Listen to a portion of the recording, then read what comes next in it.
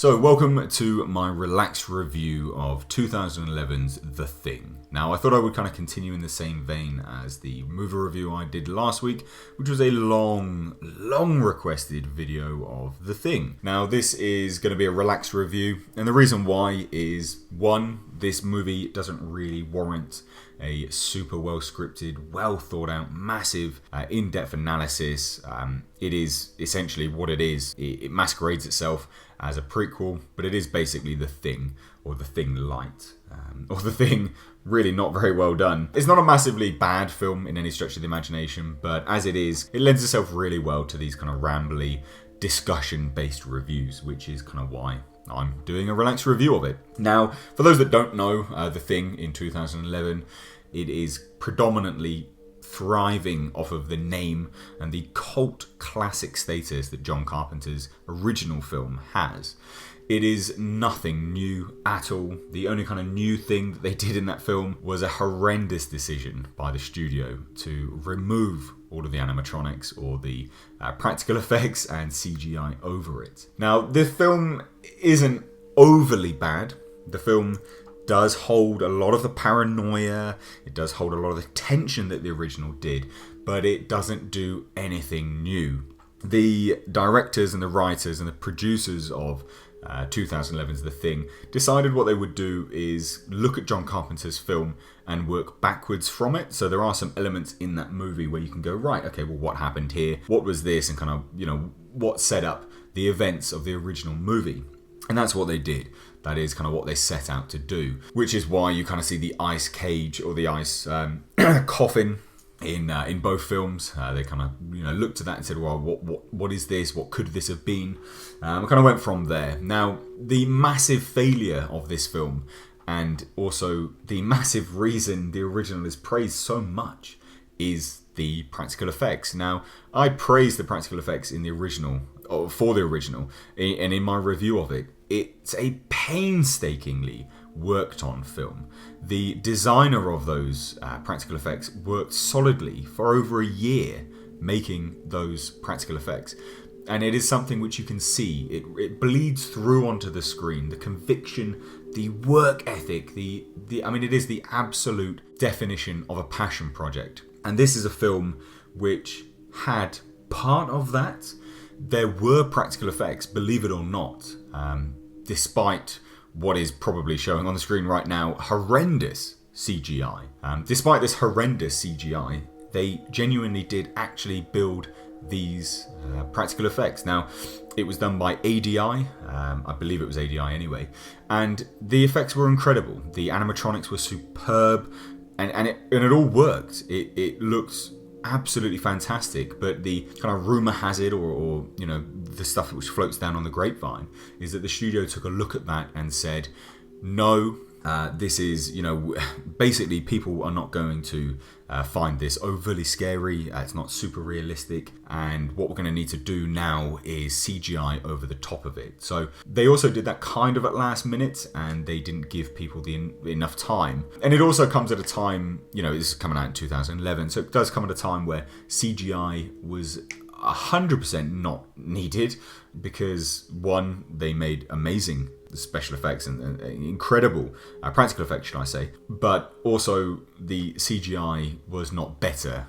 than the practical effects. So you would look at that and you would go, right, okay, well, can this be enhanced by CG? And absolutely not. All they did was just CGI over the top of it, which is super strange. It's such a bizarre decision to kind of, you've got something which looks realistic. It looks real. It moves. It's tangible. It's not on par with the original. And I say that only because the original was a passion project through and through. The amount of work ethic that was involved in that film was just, it is a touch above the rest. But they did an absolutely fantastic job of those practical effects in the prequel. And you've got something that's tangible. It looks incredible. Why would you CGI over the top of it? Yeah, sure, it's plastic, but what you're putting on over the top of that as a CGI render looks rubbery.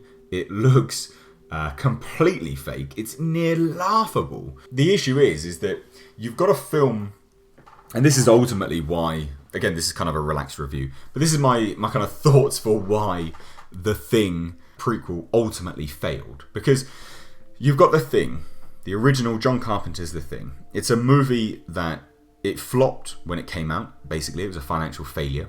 It even led to people being essentially exited from the industry altogether. And it's only received its cult-like status through its fans. Now, the fans of that film are only the fans of that film simply because of their enjoyment of, obviously, that film and the elements to it which kind of resonate with people, which would be, the intense paranoia, the horror.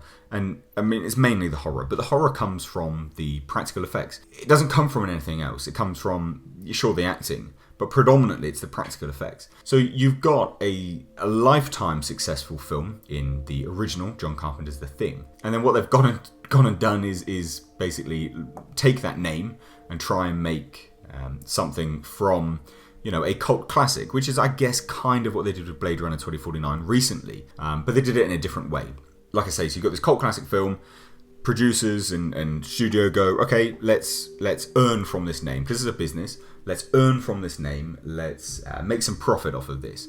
But what have you gone and done? You've gone and essentially raped what the original fans of the original movie liked so much about it and turned it into something which is masquerading as something completely different. The movie is a carbon copy, essentially, of the original, yet so different with the plastic, the weird CGI mess. There are some bizarre elements to that film which don't really make too much sense. And overall, it just completely plays it safe. It is not, like I say, it's not a bad film because it is kind of a carbon copy of the original.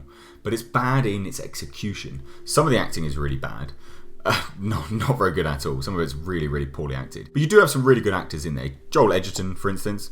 A great actor, absolutely fantastic. You've got Mary Elizabeth Winstead, again, really, really good actress. And aside from that, they kind of, move into things which are not that interesting. The actors are not superb, and they're not overly amazing. There's nothing standout. The original stood up for what it was because of the tension, the atmosphere, the incredible passion behind the camera and the director, and the practical effects. You've got actors like Kurt Russell, which absolutely shone in that film. There's no one in this film, The Thing, a remake or whatever you want to call it, prequel, that actually shines. There's no one which you can look back at that film and go, that was a memorable moment because of this actor or actress. Whereas in the original, it's been debated for years, absolutely years, what happened at the end. Who was the Thing? Who's this? I think it was this person. I think it was that person. The practical effects are just hailed as the holy grail, and as much as the producers and everyone involved in the project for the prequel tried to replicate those practical effects, the studio ultimately came in and just destroyed that for bafflingly stupid reasons. So ultimately, these kind of relaxed reviews are essentially just my kind of thoughts anyway.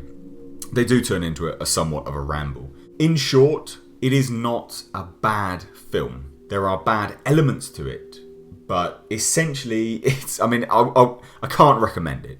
So I guess in that context, it's a bad film. I definitely cannot recommend this film because the effects are laughable. Even to the standards, out in 2011, the effects are bad. But what I can say about this film is that if you liked the original, there are elements to this which you would find interesting. Not good, not anything above interesting, basically.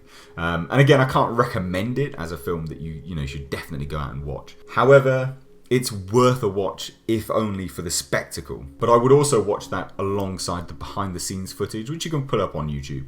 The behind-the-scenes footage show exactly what they made for the project. And what they made was outstanding.